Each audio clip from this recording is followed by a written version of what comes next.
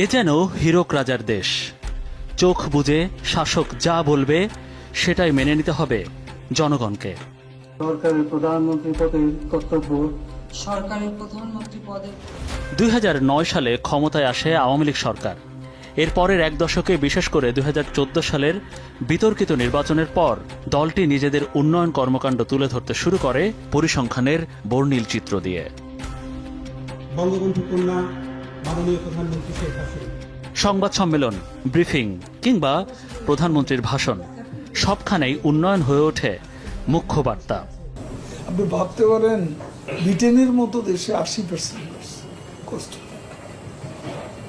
10.1 inflation, সেখানে আমরা এখনো ইনফ্লেশন 9.1 ছিল, সর্বশেষ এটা 8.9।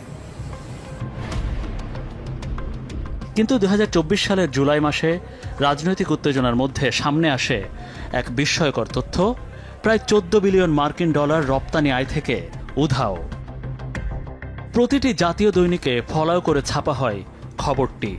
রপ্তানি উন্নয়ন ব্যুরো ইপিবি যে পরিসংখ্যান প্রকাশ করে, সেখানে 2023-24 অর্থবছরে প্রথম 10 মাসের রপ্তানি আয়ে ধরা পড়ে এক গুরুতর অমিল।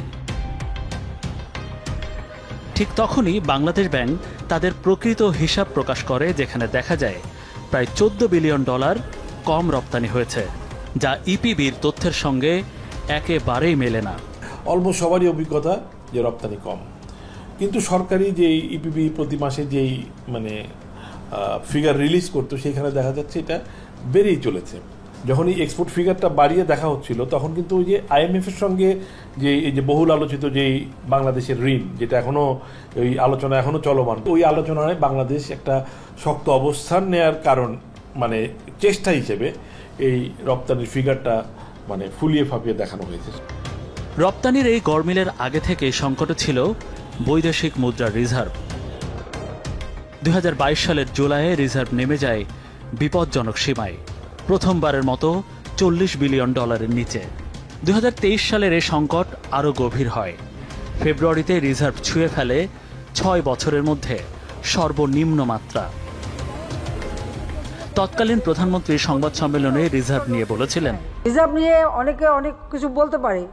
হ্যাঁ, আমি তো বলছি যে ঠিক আছে, যদি এত বেশি কথা হয় তো যে পূর্ণ মুশিকও পাবো। আমাকে বেশি কথা বললে সব বন্ধ করে দিয়ে বসে থাকবো, ইলেকশনের পরে যদি আসতে পারি আবার করব। তারপর দেখি কে সাহস পায় নিতে ক্ষমতায়, সেটা আমার কথা।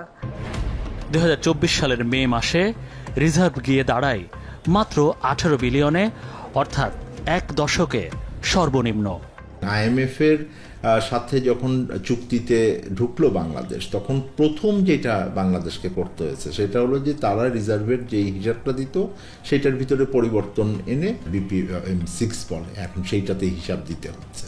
এটার কারণ হলো অনেক ধরনের ফান্ড ব্যবহার করা হয়েছিল যেইগুলোকে রিজার্ভের ভেতরে ধরা হতো তার অ্যাসেট হিসেবে, কিন্তু যেইটাকে IMF এর হিসাবে রিজার্ভ, আপনি ব্যবহারযোগ্য যে রিজার্ভ, সেই ব্যবহারযোগ্য হিসাবের ভিতরে এটা আসে না।